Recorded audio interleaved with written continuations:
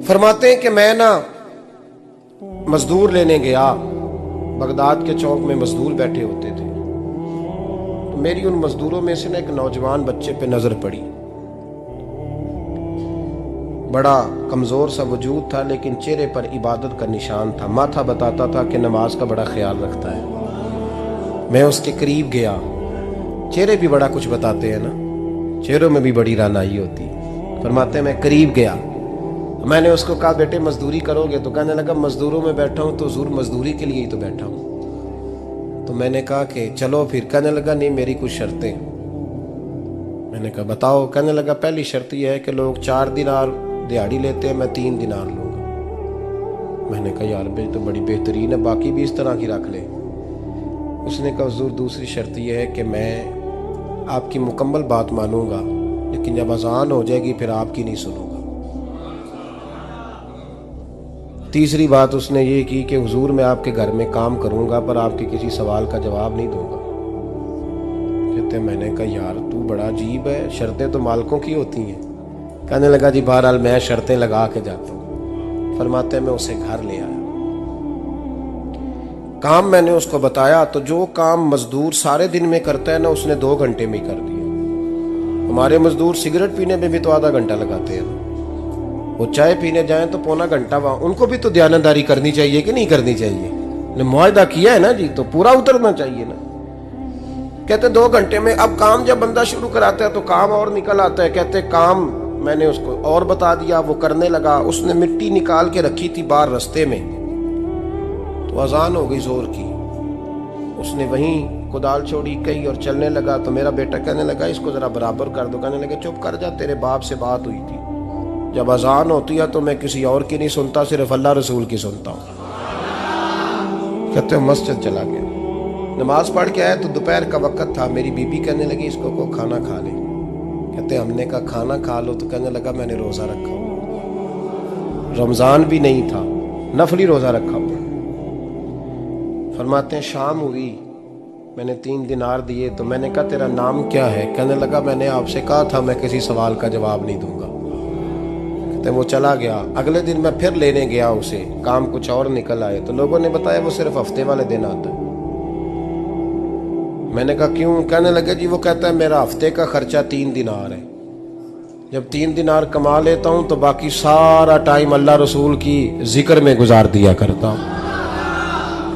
फरमाते हैं जी अगले हफ्ते मैं फिर लेने गया। मैंने पूरा हफ्ता इंतजार किया कि काम उसी से कराना है। मैं जब गया तो मैंने कहा चलो। कहने लगा मेरी शर्तें याद है ना? और मैंने कहा याद है भाई, साथ चल। फरमाते हैं काम कराया। 2-3 हफ्ते वो आता रहा। एक हफ्ते में गया तो लोगों ने कहा हुजूर आज नहीं आया। क्यों? कहने लगे बीमार हो गए। कहाँ घर है? कहने लगे बगदाद के कब्रिस्तान के पीछे जो कच्ची आबादी है उसमें रहता है। फरमाते मैं गया, दरवाजे पे दस्तक दी तो कहने लगा हुजूर आप हैं? दरवाजा खोला है, आ जाइए। फरमाते हैं मैं अंदर गया तो मैंने कहा तुम्हें कैसे पता चला मैं आया हूँ? कहने लगा हुजूर अल्लाह वाले हो, आप नहीं आना था, वरना अमीर तो गरीबों का पता लेने कोई नहीं आते। कहते मैं करीब गया तो कहने लगा मैं आपका इंतजार कर रहा था, तेज बुखार है, तप रहा। जेब से कुछ पैसे निकाले। कहने लगा ये पैसे रख लें। एक अंगूठी निकाली। कहने लगा हुजूर आज रात को मेरा इंतकाल हो जाएगा, इन पैसों का कफन खरीद के सुबह जनाजा पढ़ के मुझे दफन कर देना, और जब दफन करो तो ये अंगूठी लेके असर के बाद हारून रशीद के पास जाना। आप उसे कहना मैंने मिलना है, पर वो आपको टाइम नहीं देगा।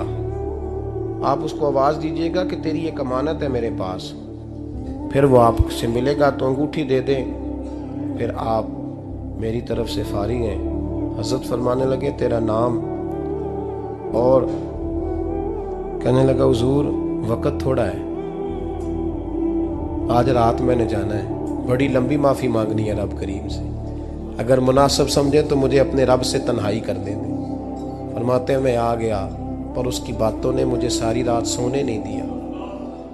फरमाते हैं सुबह बड़ी मुश्किल से सूरज निकला। मैं गया, दरवाजे पे हाथ रखा तो दरवाज़ा खुला हुआ था। अंदर दाखिल हुआ तो खुशबुएं मेरा इस्तकबाल कर रही थी। जब चेहरे से कपड़ा हटाया तो उसका तो इंतकाल हो चुका। इंतकाल हो चुका है, ऐसे है जैसे किसी का दीदार करके सोया है। कहते मैं तो 2 आदमी ले गया था जनाजे पे, पर पता नहीं दुनिया किधर किधर से आई, कहां कहां से। अखां जदों मीटियां जमाना मैनू रोवेगा, अपना ते अपना बेगाना मैनू रोवेगा। फरमाते हैं मैं तो 2 बंदे ले गया था, पर पता नहीं मखलूक कहां कहां से आई। जनाजा पड़ा, दफन किया। हारून रशीद के पास में असर के बाद गया, मैंने बुलाना चाहा पर बादशाह था, मेरी तरफ देखा ही नहीं। मैंने उसको कहा तेरी ये अमानत मेरे पास है। फरमाते हैं वो मुझे कोने पे ले गया, क्या बात है, कमरे में बुलाया, मैंने अंगूठी दी। हारून रशीद तो चीखे मारने लगा, कहने लगा अंगूठी वाला कहाँ है? मैंने कहा वो तो इंतकाल कर गया। कहने लगा मुझे कब्र पे ले चल। कहते मैं कब्र पे लाया तो वो लेट गया, तड़प के रोने लगा। मैंने कहा मेरा कलेजा फट जाएगा, ना उसने कुछ बताया ना तूने बताया, ये कौन था? तो हारून रशीद कहने लगा ये मेरा बेटा था। मैंने कहा तेरा बेटा और मजदूर? कहने लगा हुजूर ये हजरत दाऊद ताई के पास बैठा करता था, उनका मुरीद था, मुझे रोज कहता था अब्बा तूने बड़ी दुनिया इकट्ठी कर ली है, मरते वक्त तुझसे टांगे समेटी नहीं जाएंगी, इतना हिसाब नहीं तू दे सकेगा। मैं इसको समझा देता, इसकी अम्मा समझा देती। ये रोज हमें कहता छोड़ दो, आ जाओ अल्लाह रसूल की बारगाह में झुक जाएं, हम समझ। एक दिन ये चला गया, कहने लगा फिर तुम्हारा रास्ता और है और मेरा रास्ता और है। ये सोने की अंगूठी गलती से इसके पास रह गई, गलती से हीरे की अंगूठी चली गई। कहने लगा देखो मेरे बेटे ने आज वो भी वापस कर दी।